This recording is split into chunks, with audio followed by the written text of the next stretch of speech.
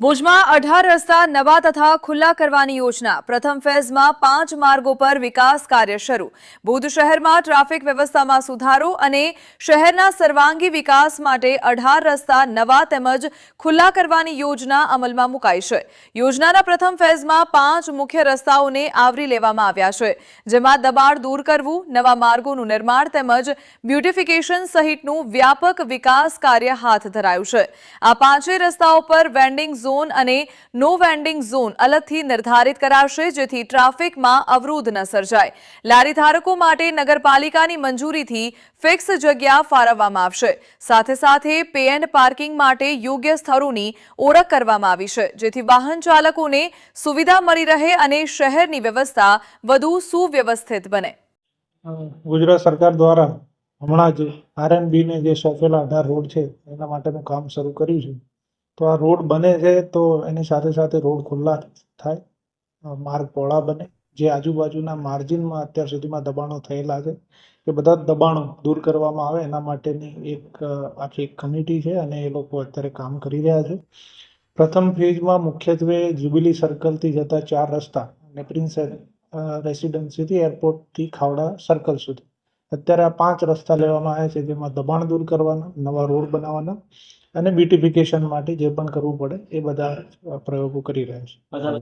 મુખ્ય આ 5 રસ્તાઓ પર અત્યારે જે આપણે કામ કરી રહ્યા છીએ એમાં વેન્ડિંગ ઝોન અને નો વેન્ડિંગ ઝોન બંને રાખીએ છીએ। દરેક રોડ પર એક ફિક્સ જગ્યા કરી દેવામાં આવશે, જ્યાં લારીવાળા નગરપાલિકાની મંજૂરીથી અને એમની સર્ટિફિકેટથી ધંધો કરી શકશે। એના સિવાયના કોઈ પણ રોડ ઉપર ઊભા રહેલા લારી વેચતા નો વેન્ડિંગ ઝોનમાં રહેશે તો એને તાત્કાલિક એમની વિરુદ્ધ કાર્યવાહી કરીશું। દરેક આ 5 રોડ ઉપર એક પે અને પાર્કિંગ માટે જગ્યાઓ આઈડેન્ટિફાઈ કરી દેવામાં આવી છે। ભવિષ્યમાં વિધિન મંથ પે અને પાર્કિંગ શરૂ થઈ જશે, જ્યાંથી અત્યારે જે રોડ પર વાહનો છે એ રોડ પર વાહનો નહીં રહે। યુજીસીના 2026 સમાનતા નિયમો સામે ભુજમાં શ્રી રાજપૂત કરણી સેના ઉગ્ર વિરોધની ચીમકી। યુનિવર્સિટી ગ્રાન્ટ્સ કમિશન દ્વારા 2026 માટે જાહેર કરાયેલા ઉચ્ચ શિક્ષણ સંસ્થાઓમાં સમાનતા પ્રોત્સાહન નિયમોને લઈને દેશભરમાં વિવાદ ઊભો થયો છે।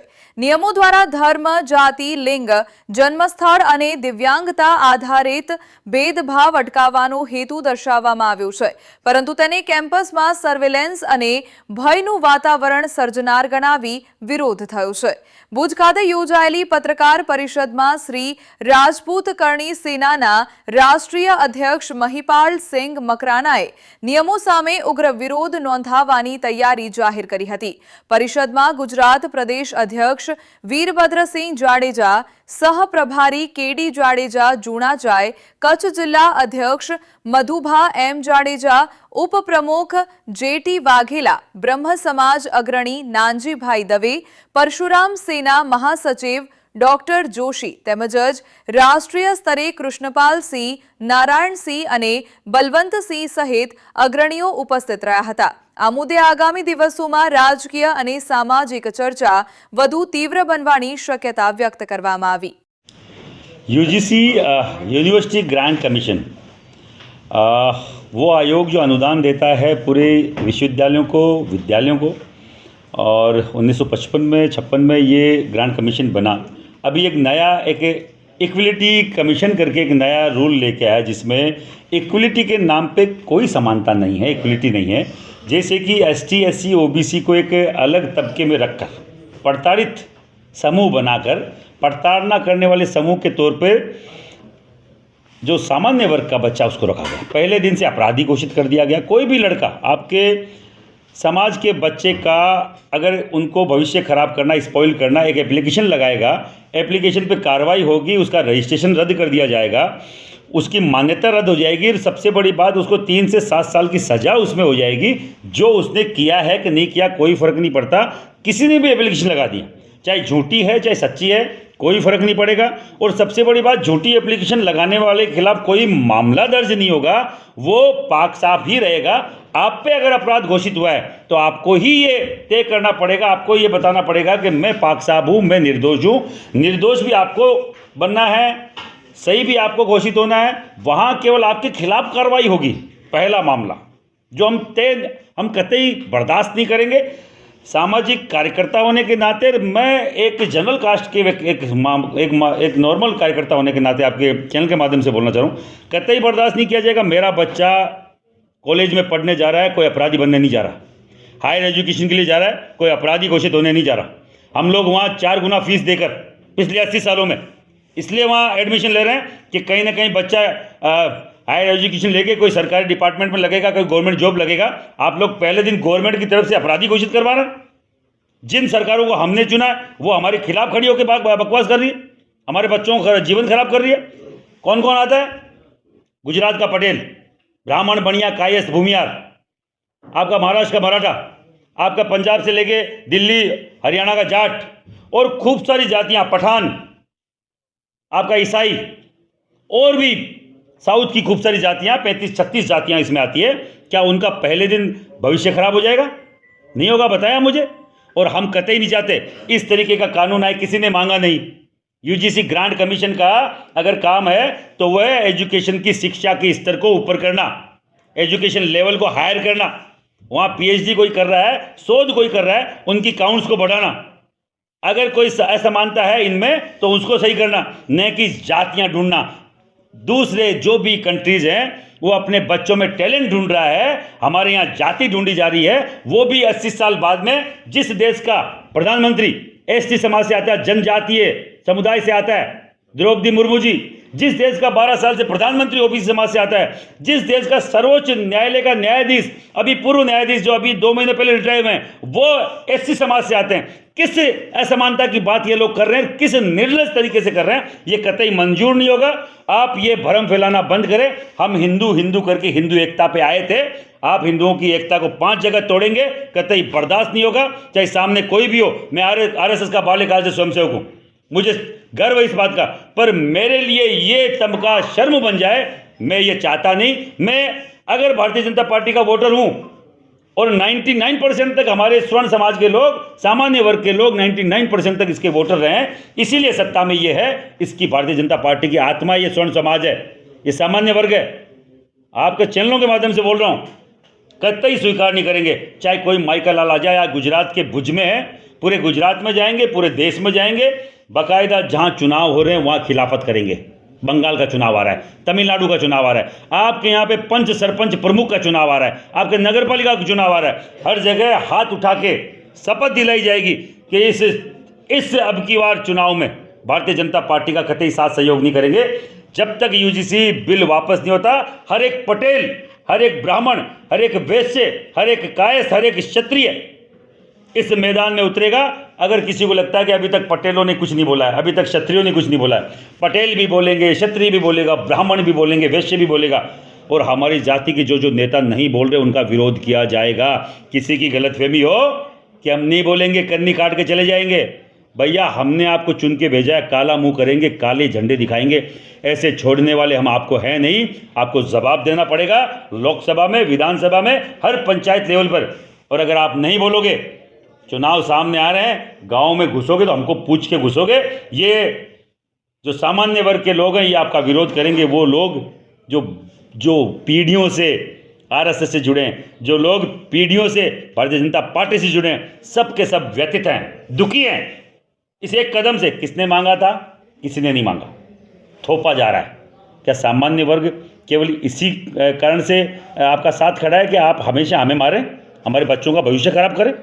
कतई बर्दाश्त नहीं होगा। पूरे देश में हम लोग जाएंगे, विरोध प्रदर्शन करेंगे। पूरे देश में हो रहा है।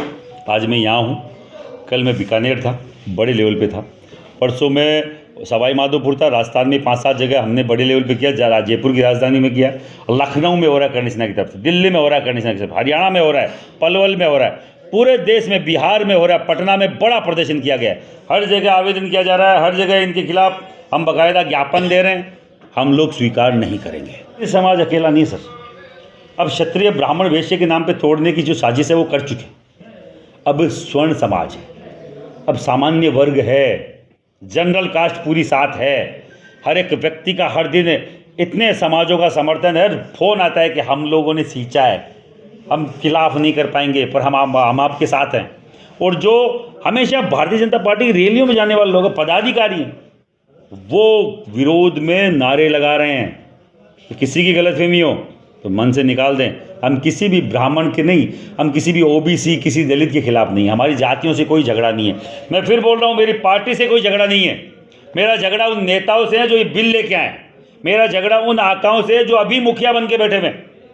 आप अगर इस पे संज्ञान नहीं लेंगे, अभी तो हम चिल्ला रहे हैं, अगर बात करना बंद कर दिया और समाज ने तय कर लिया तो मान लेना बड़ी क्षति होगी। क्षति तो अभी भी होगी, आपको घाटा तो अभी भी हो रहा है, पर घाटे को जितना रोक सकते हैं रोक ले।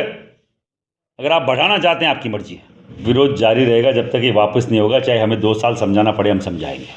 ब्राह्मण गुरु के तौर पर अब क्षत्रिय के साथ है, आशीर्वाद देके। वैश्य भामाशाह के तौर पे हमारे साथ है, फाइनेंशियली बैकग्राउंड बनकर। पटेल उस कृषक, उस किसान के तौर पे हमारे साथ है जो धान उपजा के इस देश के लोगों का पेट भरता है। हर एक जाति हमारे साथ है। अगर कहीं किसी को लगता है क्षत्रिय हमेशा हजारों साल से लड़ता आया है, पर साथ सहयोग इन जातियों का रहा है, तब लड़ता आया है। इस समय इस न्याय की लड़ाई को भी, हक अधिकार की लड़ाई को भी सबके साथ सहयोग से लड़ा जाएगा। मैं तो बार बार हर मंच पे बोलता हूँ, ब्राह्मण समुदाय हमें आशीर्वाद दे, जिस तरीके से पहले दिया करते थे वैसे समुदाय हमें आशीर्वाद दे। पटेल हमारा साथ सहयोग करें, हमारी भुजा बने, हमारी ताकत बने, और ऐसे कोई भी कमीशन को हम लागू नहीं होने देंगे। ये एक क्षत्रिय का वादा है पूरे समाज से, पूरे जनरल कास्ट से। આંગણવાડી કર્મચારીઓની માંગોને લઈને આવેદનપત્ર રજૂ કરાયું। ગુજરાત આંગણવાડી કર્મચારી સંગઠન દ્વારા આંગણવાડી વર્કર અને હેલ્પરોના વેતન વધારા, ઓનલાઈન કામગીરીનું ભારણ ઘટાડવા તથા વિવિધ લાંબા સમયથી પેન્ડિંગ માંગોના ઉકેલ માટે આજે જિલ્લા કલેક્ટર સમક્ષ આવેદનપત્ર રજૂ કરવામાં આવ્યું છે, જેમાં બાળ પોષણ, આરોગ્ય અને શિક્ષણ જેવી મહત્વપૂર્ણ સેવાઓ ઓછા વેતન અને વધતા એપ આધારિત કામના બોજ હેઠળ અસરગ્રસ્ત થતી હોવાની રજૂઆત કરી। આગનાર રાજ્ય બજેટમાં હાઈકોર્ટના હુકમ મુજબ વેતન વધારો, નિયમિત કર્મચારીનો દરજ્જો, પેન્શન અને સામાજિક સુરક્ષા લાભો, નવા મોબાઈલ અને મોબાઈલ ઇન્સેન્ટિવ, ગૂંચવણ ભર્યા રજિસ્ટરો રદ કરવા, એટીવી એપની ખામીઓ દૂર કરવા, 2019 બાદ ન વધેલા આહાર દરમાં બજાર ભાવ મુજબ વધારો, નિવૃત્તિ વય 60 વર્ષ કે તેથી વધુ નક્કી કરવું તથા એક વખત જિલ્લા તાલુકા ફેરબદલીની તક આપવા સાથે સંગઠન સાથે તાત્કાલિક બેઠક યોજવાની માંગ કરવામાં આવી છે। મારું નામ સંગીતાબેન રાજગોર છે। હું આંગણવાડી વર્કર છું ને અમે આ બધા આંગણવાડી વર્કર બહેનો છીએ। અમારો પ્રશ્ન એ છે કે અમે ગુજરાત આંગણવાડી કર્મચારી સંગઠનમાંથી આવી છે ને અમારો પ્રશ્ન એ છે કે હાઈકોર્ટે ચુકાદો આપ્યો છે વર્કરોને 24,800 અને હેલ્પરોને 20,300। તો અમને એ ચુકાદોનો ન્યાય મળવો જોઈએ, અમને એટલું મળવું જોઈએ, એરિયર્સ સાથે એ ચુકાદો એના પૈસા અમને મળવા જોઈએ દર મહિને, બરાબર। અને બીજું અમારી ઘણી બધી પડતર માંગણીઓ છે, એનો પણ અમને ઘણી બધા અમે માંગણી કરી છે, પણ એનો કોઈ અમને ઉકેલ નથી મળતો। તો દાખલા તરીકે પોષણ ટ્રેકર છે એપ્લિકેશન, એવા ઘણા બધા એપ્લિકેશનો દિવસે ને દિવસે નવા આવતા જાય છે, પણ એની જગ્યાએ અમને ફક્ત 500 રૂપિયા ઇન્સેન્ટિવ આપવાનું કહેવામાં આવે છે, એ પણ અમને સમયાંતરે નથી મળતું। એમાં વર્ષ 2 વર્ષ 3 વર્ષ નીકળી જાય છે। અને હવે તો એટલા બધા કામગીરી ઓનલાઈન આવી ગઈ છે, પ્લસમાં અમારું ઓફલાઈન પણ કામ કરવાનું છે। ઘણા બધા રજિસ્ટરો છે જે લોકો નિભાવે છે, એમને ખબર છે કે કેટલા બધા રજિસ્ટરોમાં કામ કરવાનું હોય છે, ઓફલાઈન કામ કરવાનું અને ઓનલાઈન કામ કરવાનું। તો અમે બાળકોને ન્યાય ક્યારે આપી શકીએ, બરાબર ને? તો અમારે કાં ઓફલાઈન અથવા ઓનલાઈન બંનેમાંથી એક જ ચાલુ રહેવું જોઈએ, એવી અમારી બધી જ બહેનોની માંગણી છે। અને એડવાન્સ અમારા જે બાળકોને અમે નાસ્તો, પૂરક પોષણ આપીએ છીએ, સરકાર કહે છે કે પૂરક પોષણ આપો, અમે આપીએ પણ છીએ, પણ એના માટે સરકારે પૈસા તો આપવા જોઈએ। 4 મહિના થઈ જાય ત્યાં સુધી અમને એ મરી મસાલાના જે બિલો થાય છે એ આપવામાં આવતા નથી। પરિપત્ર એ છે કે એડવાન્સ ચૂકવણું થાય, બરાબર ને, અને પણ એ પરિપત્રનો ક્યારે સરખી રીતે પાલન થતું નથી. જ્યારે માંગણી કરીએ ત્યારે કહે છે કે ગ્રાન્ટો નથી, તો પછી ગ્રાન્ટો નથી તો પછી અમારી પાસે કામ શું કામ કરવામાં આવે છે? ગ્રાન્ટો નથી તો અમારી પાસે જે પૂરક પોષણના અને દરરોજના ફોટા આ તે કેટલી બધી કામગીરીઓ એક જ વ્યક્તિ ઉપર કેટલો બધો લોડ નાખવામાં આવે છે, એના કારણે અમે મેન્ટલી પણ ડિસ્ટર્બ થઈ જઈએ છીએ. અમે અમારા પરિવાર ઉપર ધ્યાન નથી આપતા એટલું અમારા આંગણવાડી ઉપર ધ્યાન આપીએ છીએ, છતાં પણ અમારી કોઈ જગ્યાએ કદર કરવામાં આવતી નથી. બેન ડુડિયા છે, હું મુંદ્રા તાલુકા ઘટકમાંથી આવું છું. આજે મેં આવેદનપત્રક આપ્યું છે. અમારો એક જ હેતુ છે કે જે અમારો 10,000 પગાર તે ચૂકવવામાં આવે છે એમાં અમારું કાંઈ પણ ભરણ પોષણ થઈ શકે એમ છે જ નહીં. અને જે હાઈકોર્ટે ચુકાદો આપ્યો છે કે વર્કરને 24,800 ને હેલ્પરને 20,300 એ હાઈકોર્ટે ચુકાદો આપ્યો છે, એ કાંઈ કે પોતાના નિયમ મુજબ જ આપ્યો હશે કે અને 6 કલાક અમારી ડ્યુટી છે. એમાં અમને હમણાં નવી એટલી બધી એપ્લિકેશનો આવે છે કે હમણાં નવી એપ્લિકેશન આવી છે જેમ કે એવીટી. એની પાછળ હું મારા કેન્દ્રની વાત કરું ને તો કલાકવાર હું હેરાન થાઉં છું. મારા 20 બાળકો બેઠા હોય છે, એની અંદર મને કાં 14 આવશે કાં 15 છે, એટલે એ એપ્લિકેશનનું કાંઈ મહત્ત્વ રહેતો જ નથી. અને દિવસે કામ એટલું બધું વધતું જાય છે. બીજું અમને કે જે મરી મસાલાના પૈસા જે પરિપત્ર અમારું છે ઉપરથી કે એડવાન્સ ચૂકવણા કરવાના હોય છે તે અમને મળતા નથી. અમને ઘરનો અમે 4-4, 5-5 મહિના સુધી અમે ઘરના રોકીએ છીએ, બિલોના પૈસા એ પણ અમને મળતા નથી. અને રાશનના પડીમાંથી અમને જે ભાડું રાશન આવે છે જે ચોખાની એ એમાં પોતાના સ્વખર્ચે ઉપાડવાનો હોય છે, એનું પણ અમને ભાડું ચૂકવવામાં આવતું નથી. એવા તમારા અન્ય કેટલા પ્રશ્નો છે કે જે અમને આ 10,000 પોસાદ નથી. અમે બસ સરકારશ્રીને એટલી જ માંગણી કરીએ છીએ કે હમણાં જે બજેટ આવવાનું છે 16 તારીખને એમાં આંગણવાડીનું કાંઈક પણ એમાં બજેટમાં અમારું નાખે. બીજું ઓનલાઈન કામગીરી તે પણ અમારા પર્સનલ ફોનમાં અમે કરીએ છીએ. અમને ફોન પણ આપવામાં આવ્યા નથી. તો અમને પહેલી તો ફોન આપે તો અમે અમારાથી કામગીરી થઈ શકે. હવે અમારા ફોનમાં અલગ અલગ એપ્લિકેશન એટલી બધી આવે છે કે અમારા ફોન પર તે હેંગ થવા માંડ્યા છે. એટલે પહેલાં સર ફોન આપે અને હાઈકોર્ટનો ચુકાદો છે એની અમલવારી કરે અને એ પણ એરિયસ શીખે આપવામાં આવે. ભારત રણભૂમિ દર્શન કાર રેલી ભુજ પહોંચી. આર્ટિલરી રેજિમેન્ટના ગનર્સની શૂરવીરતા, બલિદાન અને અડદ આત્મબળને શ્રદ્ધાંજલિ અર્પણ કરવા માટે આયોજિત ભારત રણભૂમિ દર્શન કાર રેલી આજે ભુજ પહોંચી હતી. આ અભિયાન ભારતીય સેનાની આર્ટિલરી રેજિમેન્ટ, ભારતીય નૌકાદળના ગનર્સ તથા બોર્ડર સિક્યુરિટી ફોર્સ BSFના સંયુક્ત સહયોગથી આયોજિત કરાયું છે. દ્વારકાથી પ્રસ્થાન કર્યા બાદ કાર રેલી આજે ભુજ પહોંચી હતી. માધાપર ખાતે વિરાગ નાઓનું સન્માન કરવામાં આવ્યું હતું.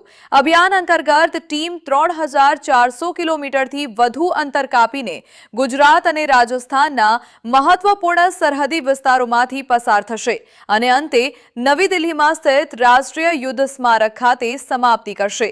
યાત્રા દરમિયાન ઐતિહાસિક યુદ્ધ મેદાનોની મુલાકાત, યુદ્ધ સ્મારકો પર શ્રદ્ધાંજલિ, સરહદી ગામોના નાગરિકો તથા પૂર્વ સૈનિકો સાથે સંવાદ કરશે.